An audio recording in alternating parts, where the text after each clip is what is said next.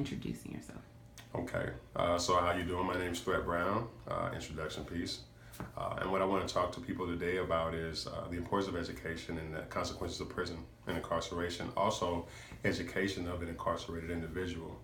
How do we gain, how is it beneficial and how it isn't? At an early age, at like 8 years old, I decided that school wasn't for me because I felt it was more of a brainwashing type concept. I felt that I was being taught habits of the old. There was nothing new to be learned, so I believed that for a long time that stagnated personalities is what people was trying to develop, and I didn't take in consideration that education, basic education, is just a format to help you function in community and help you function in life. So I didn't learn any of that until I went to prison, and before I went to prison at 8 years old, I found the desire to always want to go to prison because of broken home structures. People that I looked up to the most was incarcerated.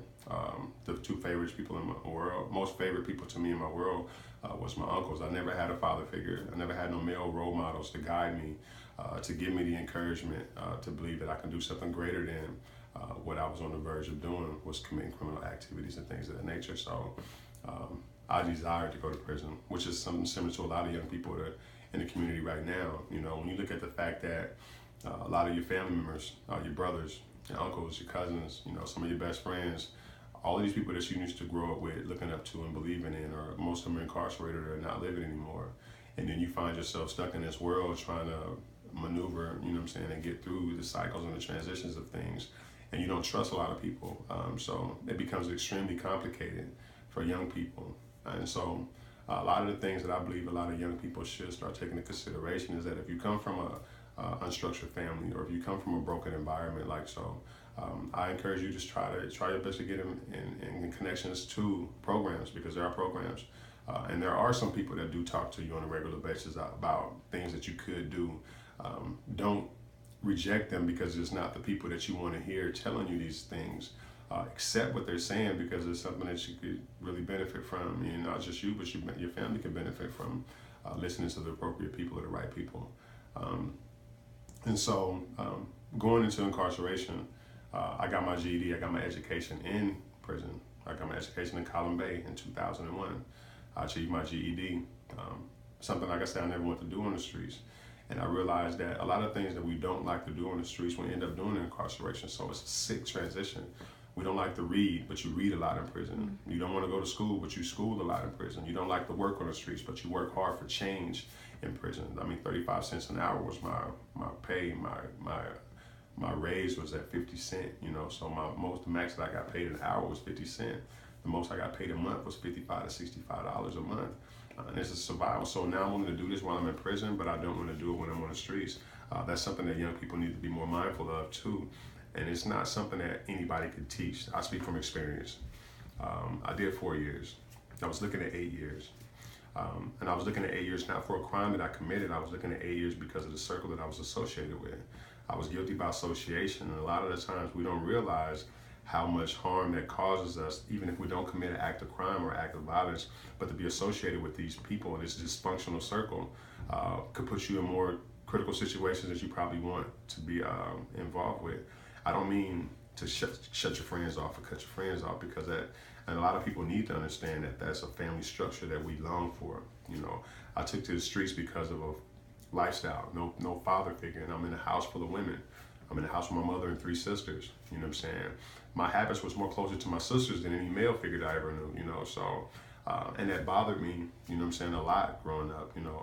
Knowing that I can scream louder than my sisters, and it might sound funny to a lot of people, but for me as a young man realizing, or as me as an older man now realizing that I was at the point where I can scream louder than my sisters, and I was allowing myself to be a project for my sisters and them to work her makeup and do things like that.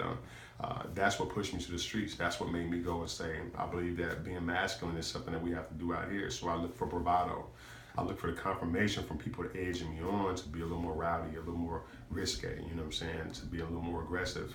And so the aggressiveness is what really turned me into the man that I am today. I don't condone it, but I appreciate me being the person that survived a lot of things.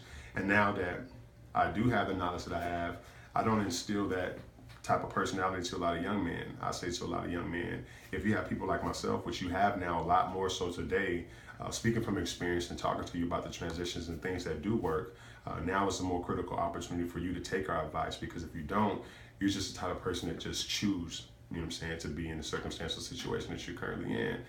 And it doesn't have to be that way, today, 2017, it doesn't have to be that way. I've always wanted to be I wanted to re-enter into school. I tried DeVry, not to be knocking DeVry, but I tried DeVry because it was the quickest access. The first place that I went to was TCC. And through processes to go to TCC, I came at a quarter that was non-registrable. So I had to wait until the following quarter. So I came during the fall quarter, but I didn't make the quarter, so I had to apply in spring. But between fall and spring, so many things is happening. I'm not thinking about re-enlisting in the springtime. I'm all the way in a different state, you know what I'm saying, doing other things. And so when it came for spring enrollment, I'm already caught up in different things, surviving and paying bills in another place. Education wasn't that important to me. Now I'm in a position to where, being that I attended DeVry, I was misled, miscommunication, whether it was faculty or staff, about what I can accept, loans or grants, which ones is non-payable, which ones are payable, which ones do I owe back, what do I not owe back.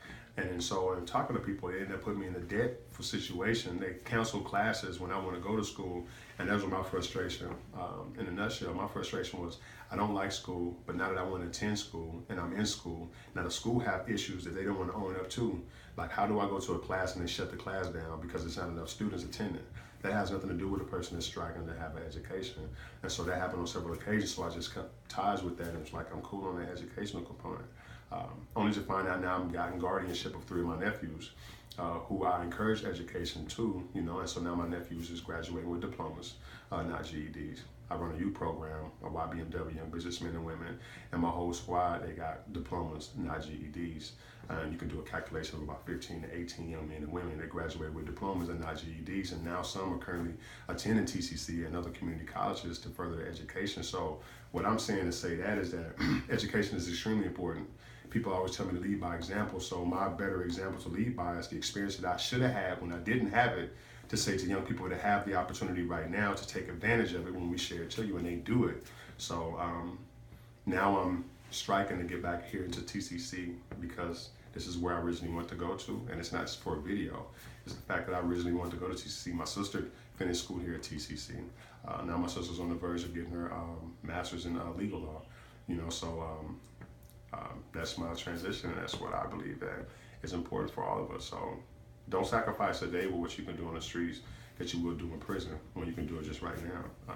Education is extremely important, and being educated about the appropriate things is the most important, because I can be educated as much as I possibly can for the streets, but the better education is that when the streets lead you to prison, you're sitting around criminals that are highly educated and believe in strong and strength and higher education, but they can't do anything with that knowledge now besides share it to you and hope that you get back on the streets and do your thing, And to add one thing too, it's critical for prisoners to understand that the new law that they're trying to pass with grabbing your associate's degree in prison, the prisoners look at the streets and say, there's people on the streets right now with degrees that still doesn't have jobs.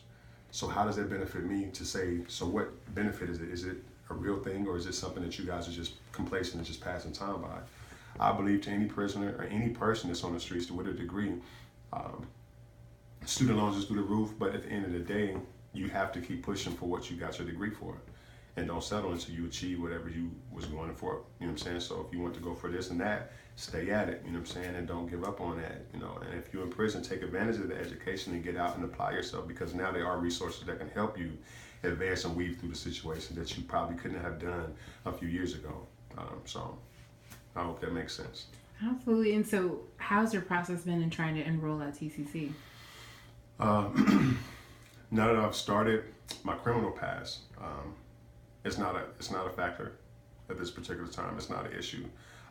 My biggest issue now is that the miscommunication I had with a institution or a university that's no longer existing are shut down in the state of Washington, and so now, and the transcripts is not transferable, the credits is not transferable. So anything that I gained there, it put me in a situation to where now I got to fight through these loans and fight through these situations to get into a place that I want to be at. So that's the most complicated piece for me. I've tapped into the resources.